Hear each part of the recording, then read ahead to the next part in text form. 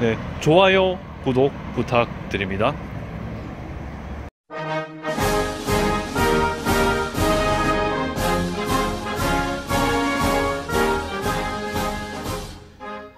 네, 안녕하십니까. 사랑하는 주민스 TV 시청자 여러분. 자, 오늘은요, 독일에 이어서요, 프랑스의 역사를 한번 보도록 할게요. 자, 여러분들 아마 프랑스 하면은 기억나는 게 되게 많으실 겁니다. 파리 가왕행이라든지, 아니면 베르사유 궁전이라든지, 아니면 또 삼색기라든지, 뭐 라마르세이즈, 뭐 되게 유명한 역사적인 키워드가 많죠. 자, 이런 것들이 과연 어떤 역사와 좀 관련이 있는지 아시고 싶은 게 있겠지만은, 설명할 수 있을 부분까지만 말씀을 드리고요. 여기서는 맥 잡기이기 때문에 좀 더 거시적인 관점으로 보도록 하겠습니다. 가능하면 제가 말했던 것도 소화를 해보도록 할게요. 자, 독일과 공통점이 있는 부분도 있거든요. 그래서 짤막짤막하게 언급을 좀 해볼게요. 자, 구석기, 신석기는 여전히 패스하겠습니다. 그 청동기까지 패스하고요. 자, 로마 제국 시대로 바로 넘어갈게요. 네, 로마 제국 시대입니다. 자, 물론 그 프랑스에 있는 나라들, 그 민족들도요, 역시 게르만족들의 영향력을 많이 받았는데 그 독일과는 좀 차이가 있습니다. 그 프랑스 같은 경우는 거의 카이사르에 의해서 로마 제국이 지배를 했잖아요.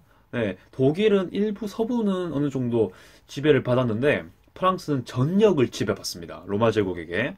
영국도 북부를 제외한 남중부는 거의 로마 제국에 들어가는데요. 프랑스는 전역이 그 로마 제국에 속하게 됩니다. 이게 독일과 좀 차이점이긴 한데 그래도 로마 제국에 영향력 받은 것은 공통점이라 볼 수 있겠습니다. 자, 아무튼 소로마 제국이 그때 멸망했다고 말씀을 드렸습니다. 400년 후반때 망해서요. 예, 소로마 제국 멸망 이루어지고요. 자, 그 다음에 우리 언급했던 게 네, 프랑크 왕국이죠. 400년 후반에서 거의 900년대까지 가는 그런 왕국 형태가 되겠습니다. 가장 전성기의 왕이 카롤루스 대제라는 거 말씀드리겠는데 한 가지만 더 보충해서 말씀드릴게요. 자, 요때가 되면요, 그 이슬람 제국이 또 프랑스 지역으로 넘어오려고 전투를 막 샤바샤바 해요. 그 스페인에서 프랑스로 넘어가는 피레네 산맥이 있는데요. 요쪽 부근에서 많은 전투가 벌어집니다. 그 대표적인 게 투르 포아티에라는 전투가 있는데요. 여기서 프랑크 왕국은 과감하게 이슬람 세력을 물리침으로써 이슬람의 침입을 막게 되죠. 그런 거 한 개 추가해서 말씀을 드렸습니다. 자, 그렇게 좀 정리하면 되겠고요. 프랑크 왕국도 언젠가는 멸망하게 되겠죠. 사실 멸망이라기보다는 저번에 말씀드린 것처럼 카롤루스 대제 이후에 그 아들의 계승 문제 때문에 아마 서중동 프랑크로 나눠진다고 말씀드렸을 겁니다. 그 중에서 프랑스는 어느 쪽이 기원이 되냐면요. 서프랑크의 기원이 되죠. 그래서 이 서프랑크의 후예들이 프랑스의 토대가 되지 않냐라고 볼 수 있는데요. 거의 얼마 되지 않은 시점에서요. 여기서 왕조가 하나 등장하기 시작합니다. 그 프랑스의 혈맥이 되는 그런 왕조죠. 뭐냐면은 이름도 되게 쉬워요. 카페 왕조입니다. 카페 왕조. 자, 물론 여러분 생각하는 그 카페랑 좀 다르죠. 아무튼 카페 왕조인데요. 요거는 사실 엄밀히 말하면은 그 프랑스 혁명 후에 한 1800 중반까지 왕조가 이어지긴 한 왕조예요. 사실 크게 보면은. 하지만 직결적인 의미로 봤을 때는 거의 중세 시대를 지배하고 있는 왕조라고 보시면 되겠습니다. 중세 전반기요. 요거는 꽤 오래 갑니다. 거의 한 직계로 치면은 거의 뭐 400년? 400년 좀 가정인가 아무튼 오래 가요. 여기는 끊임없이 자손이 그 왕의 자손이 계속 나아지고 건강하고 그래서 왕위 계승이 잘 돼요. 그래서 카페 왕조는 좀 길게 갑니다. 다른 왕조에 비해서 좀 오래가는 특징이 있어요. 자, 여기서 좀 대표적인 왕 한 명만 좀 예를 들겠습니다. 이름하여 루이 9세인데요. 많지만은 하나만 예를 들어는 이유가 있습니다. 루이 9세 같은 경우는 우리가 잘 알고 있는 십자군 전쟁이죠. 여기에 아주 열정을 다해서 참여하는 왕입니다. 그 다른 독일이나 이렇게 주변 지역 왕들을 독려해서 예루살렘 정복하려고 노력 되게 많이 했던 사람입니다. 뭐 눈치채셨겠지만은 카톨릭 신자, 아주 독실한 신자였다고 하죠. 그래서 별명이요 성왕입니다. 성스러운 왕이죠. 성왕 루이 9세라는 별명 지니고 있습니다. 그런 왕을 한 명 언급해봤습니다. 자, 그렇게 십자군 전쟁을 말씀드린 것도 좀 이유가 됐었습니다. 자, 그 다음에 이어지는 왕조가요. 발로아 왕조입니다. 왕조로 왜 가냐 여쭤보실 수 있는데요. 여기 사실은 지배의 역사, 지배자의 역사를 먼저 알면은 그 밑에 있는 미시적인 것까지 파악이 아주 유리하기 때문에 말씀을 드리는 겁니다. 자, 발로아 왕조 때 또 일어난 대표적인 전쟁이 하나 있습니다. 그 전에 샤를 7세부터 언급할 건데요.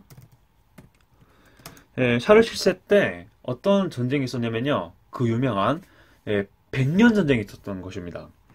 여기도 한번 언급해 볼까요? 십자군 전쟁, 그리고 요때는 백년 전쟁인데요. 백년 전쟁은 영국과의 싸움이죠. 아무튼 뭐 배경 설명 기니까 일단 영국과 프랑스의 맞짱 대결이라고 볼 수 있으면 되고요. 요때 활동했던 우리 유명한 인물 있죠? 잔다르크가 있습니다. 거의 이게 사실 백년 전쟁도요. 엄밀히 말하면 야구같이 계속 졌다 이겼다 졌다 이겼다 아주 그 팽팽한 그런 재미 있다고 하면 좀 그렇게 한데, 아무튼 승부가 좀 치열했던 전투인데요. 자, 아무튼 맨 끝에 영국이 그 프랑스를 거의 점령하다 싶었는데요. 이 잔다르크가 그 전세를 막아내죠. 그런 거 볼 수 있겠습니다. 아무튼 그때 당시의 왕조가 발로아 왕조였고요. 잔다르크의 덕을 받던 왕이 샤를 7세입니다. 발로아 왕조의 특징이라고 따로 정리할 건 없는 것 같고요. 아무튼 이렇게 계승되고 있다라는 것만 좀 말씀드릴게요. 중세 후기를 달리는 왕조가 되겠습니다. 자, 그리고 우리 근대시대, 절대왕정 시기 있죠? 한 16, 17세기 넘어가면요. 또 다른 왕조가 만들어집니다. 자, 누구냐면은, 부르봉 왕조가 되겠습니다. 사실 발로아 부르봉 다 카페 왕조 일종인데, 사실 직계라고 한다면은, 좀 다른 개념이니까요. 부르봉 왕조는요, 여러분 잘 아시는 절대왕정 시기와 관련이 있습니다. 물론 절대왕정 시작과 함께 만들어지긴 아니지만은, 관련이 있습니다. 그렇게 되고요. 요때 가장 유명하게 활동하는 그 왕들이 좀 있죠. 보시겠습니다. 루이 14세가 있는데요. 자, 루이 14세가 가장 대표적으로 한 말이 있습니다. 짐이 곧 국가다. 이렇게 한 적이 있죠. 이게 바로 부르봉 왕조 시대 루이 14세의 얘기가 되겠습니다. 뭐 16, 17세기 좀 되는 부분이고요. 자, 얼마 있어서 한 18세기로 가면요. 계속 부르봉 왕조가 유지되거든요. 자, 또 이 사람도 한번 기억할 필요가 있어요. 루이 16세. 자, 요때는 전성기였습니다. 절대왕정의 전성기. 왕이 곧 국가 이렇게 되죠. 자, 왕권 신수설까지 유명했던 시기인데요. 자, 신의 뜻에 따라 왕이 거의 점령하고 있는, 지배하고 있는 그 상황에서 요때가 되면요. 어떤 사건이 발생하냐면은 그 유명한 프랑스 혁명이 발생합니다. 자, 그러면서 거의 하늘을 찌르를 것 같았던 왕권의 권위가요. 요때가 되면은 박살나는 계기가 되죠. 자, 루이 16세는 그렇습니다. 처음이자 마지막으로 단두대에서 사형을 당하는 왕이죠. 그런 평가를 받는 인물입니다. 아무튼 프랑스 혁명을 좀 주목해 보겠습니다. 이제는. 그래서 어쩔 수 없죠. 부르봉 왕조는 잠시 무너집니다. 그렇게 해서 어떻게 됩니까? 뭐 여러 가지 입법위에 의회 국민공회 여러 가지 절차를 밟게 되는데, 제가 말씀드리고 싶은 거는 제1공화국입니다. 프랑스 혁명으로 인해서 만들어진 정부 중에 대표적으로 국민공회가 있죠. 가장 급진적인 정부 있죠. 자코뱅파 중심으로 이루어지는 그런 것들인데요. 급진파들입니다. 민주주의 급진파예요. 제1공화국이 형성되게 되는데, 자, 너무 혼란스러워집니다. 이렇게 자유를 찾는 것도 너무 급하게 하다 보니까 또 국외적인 좀 불안한 분위기도 있었고요. 그래서 나름 안정을 찾고자 하는 분위기가 좀 이어지거든요. 그럴 때에 혜성같이 나타난 사람이 누구냐 하면은 바로 일단 이거부터 할게요. 결론적으로는 다시 황제의 국가로 돌아가고요. 돌아간다기보다는 새로 만들어지는데 요때 활동한 사람이 맞습니다. 나폴레옹입니다. 그 이집트 원정 갔다가 요때 혜성같이 등장하면서 제1제정을 만들게 되죠. 프랑스 혁명의 정신을 본받겠다 하면서 황제 체제를 만들게 되는 인물이 되겠습니다. 한때 불안한 전국을 안정시킨 다음에 유럽 전역을 제패하기 시작하죠. 그 영국과 러시아 제외하고요. 네, 그런 분위기입니다. 자, 그런데 나폴레옹 시기도 그렇게 오래 가지 못하고요. 나폴레옹이 집권하는 시기는 1800년대 초반으로 이어집니다. 자, 그렇게 된 다음에 자, 제1제정이 잠시 있다가 막을 내리게 되고요. 자, 우리는 어떤 과정을 겪냐면 다시 부르봉으로 돌아갑니다. 돌아가요. 자, 요때부터가 다시 시작된 내용인데요. 요때가 되면은 다시 왕정 복구가 되고요. 그 다음에 루이 필리프라는 사람도 이 중간중간에 활동을 하게 되거든요. 자, 그게 바로 7월 혁명과 관련이 있습니다. 네, 그것 때문에 자, 그 7월 혁명에 의해서 루이 필리프라는 사람이 시민의 그 모범 시민이라고 인정받게 되면서 부르봉 왕조의 마지막 계열이 되는데요. 자, 이렇게 해서 한 1848년쯤까지 부르봉 왕조가 이어집니다. 근데 다시 또 혁명이 일어났죠. 2월 혁명이라는 게 발생하는데 그때 이후로 잠시 제2공화국이 만들어지거든요. 요거는 2월 혁명과 관련이 있습니다.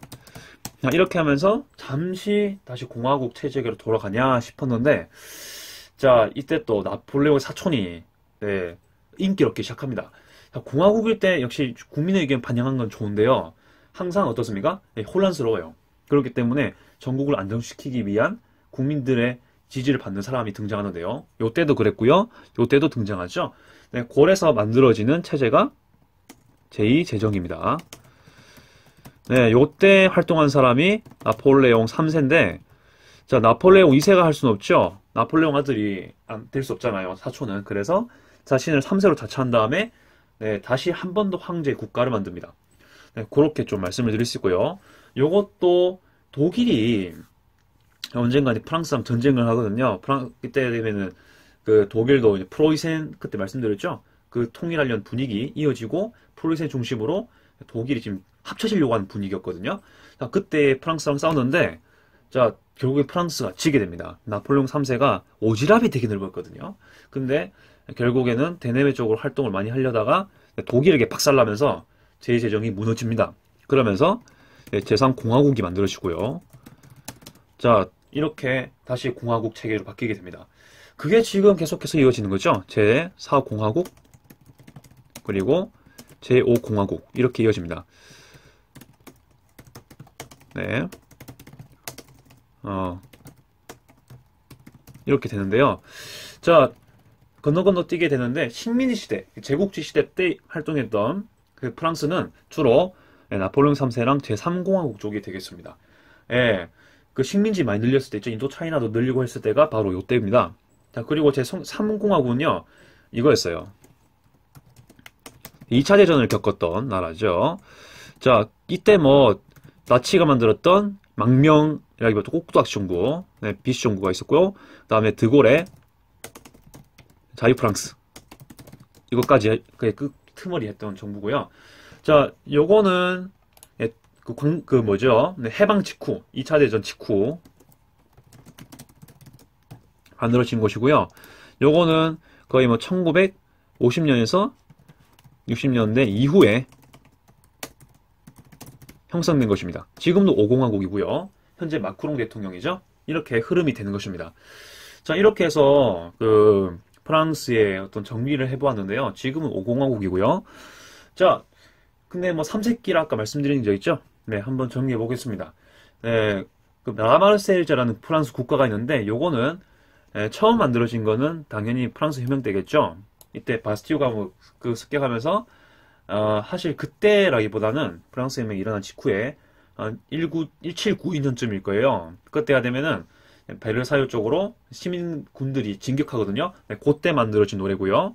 그것이 정식 국가로 채택된 거는 제3공화국 이후 때입니다. 이게 이렇게 공화국 이후로 되면서 정치적으로 채택이 되게 되죠.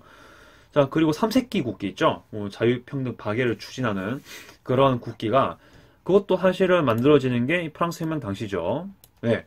그런데 이게 국민공예 있죠. 요때가 되어서 그 정식적으로 그 국기가 채택이 되려고 했다가 부르봉 왕조 때 다시 이게 꺼지고요. 그 다음에 3월 혁명 이후 때 다시 이런 것들이 만들어졌다. 뭐 이렇게 볼 수가 있겠습니다. 네, 그렇게 좀 정리할 수 있고요. 파리강화 회의 때는 우리가 어떤 시기였냐면은 대강 봤을 때 제3공화국 되겠죠? 요때 파리 강황 회의가 일어났겠죠. 1차 대전이 요때의 시대였거든요. 네, 그런 거 정리하면 될 것 같네요. 맞습니다. 이렇게 해서 네, 프랑스 역사도 한번 정리해 보았습니다. 자, 좀 복잡하죠? 네, 이만큼 프랑스도 많은 질고를 끝에 형성이 되었습니다.